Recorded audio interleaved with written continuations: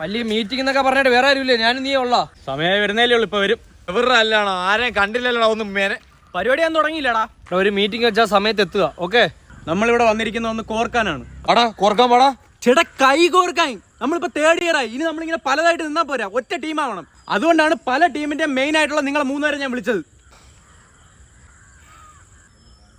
നമ്മൾ തമ്മിലുള്ള അടികൾ കാരണം നമ്മളെ കോളേജിലെ പല പരിപാടികളും മുടങ്ങിപ്പോയിട്ടുണ്ട്. അതെല്ലാം നമുക്കൊന്ന് നടത്തിയെടുക്കണോ ഇനി?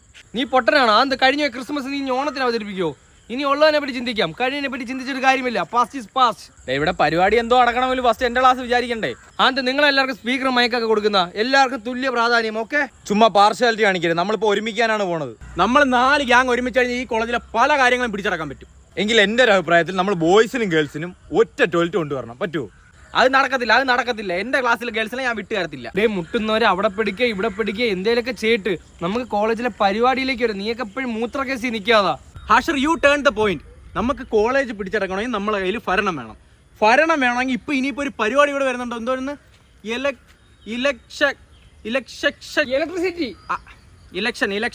ഈ വരുന്ന ഇലക്ഷനിൽ നമ്മൾ പിടിച്ചടക്കണം. ഭരണം എന്ന് പോലും അറിയാത്ത ഭരണി വിനായക നീയാണോ നമ്മളെ ഉപദേശിക്കാൻ വരുന്നത്? എന്താണ് നിന്റെ മനസ്സിൽ? അത് പറയൂ.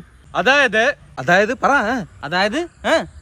നിങ്ങളെല്ലാവരും സമ്മതത്തോടു കൂടി ഞാനിവിടെ ഇലക്ഷനിൽ നിൽക്കുന്നു, ഞാനിവിടെ ജയിക്കുന്നു, ഞാനിവിടെ വൻ പരിപാടികൾ കൊണ്ടുവരുന്നു. എടാ സപ്ലിയുടെ സ്പെല്ലിംഗ് ചോദിച്ചപ്പോ സപ്ലൈക്കോ എന്ന് എഴുതി വെച്ച നീ കണക്ക് പ്രകാരം 36 പേപ്പറുള്ള ഡിഗ്രി ഗവൺമെന്റിനെ വരെ അട്ടിമറിച്ചുകൊണ്ട് 42 സപ്ലിയുള്ള നീ. നിനക്ക് ഇലക്ഷനിക്ക് ഒരു യോഗ്യതയില്ല. പീപ്പിൾസിന്റെ സപ്പോർട്ടുള്ള ഗേൾസിന്റെ കണ്ണിലുണ്ണയായ അജിൻ ജോയ് വിത്ത് കണ്ടർകുഴി അവൻ നിൽക്കും ഇലക്ഷന്. അതിന് റോയൽ മെക്കിലെ പിള്ളേർ ഞാൻ സമ്മതിക്കൂല. ഡയറക്റ്റ് എഞ്ചിനീയറിംഗ് കോളേജിൽ നിനക്ക് TC എന്ന് വിട്ട് ഇപ്പൊ നീ ഡിഗ്രി കോളേജിലാണ്. ഓക്കെ, അങ്ങനെയാണ് ഞാൻ സമ്മതിക്കില്ല. പ്രിൻസിപ്പലിനെ കൊണ്ട് ഞാൻ സമ്മതിപ്പിക്കൂല.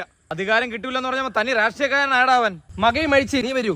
ഇവനാണ് ഇനി നേതാവ്. നീ നിന്റെ ക്ലാസ്സിലെ ലേഡീസിനെ എല്ലാവരെയും സപ്പോർട്ട് പിടിച്ചോണ്ട് നീ ഇവിടെ ഇലക്ഷനിൽ നിന്ന് ജയിക്കണം. ഓക്കെ, പിരിച്ചു വിട്ടു. ഇതാണ് നമ്മുടെ മീറ്റിംഗ് കഴിഞ്ഞു. Okay, by. ഞാനാണ്ടാ എല്ലാരെയും വിളിച്ച് കൂട്ടിയത്. ഇപ്പൊ അവനായ നേതാവ്. ജയിക്കണം കേട്ടോ. ജയിക്കും. പിന്നെ ക്ലാസ്സിൽ അഞ്ജലി എടുത്ത് ഞാൻ തിരക്കിന്ന് പറയണേ.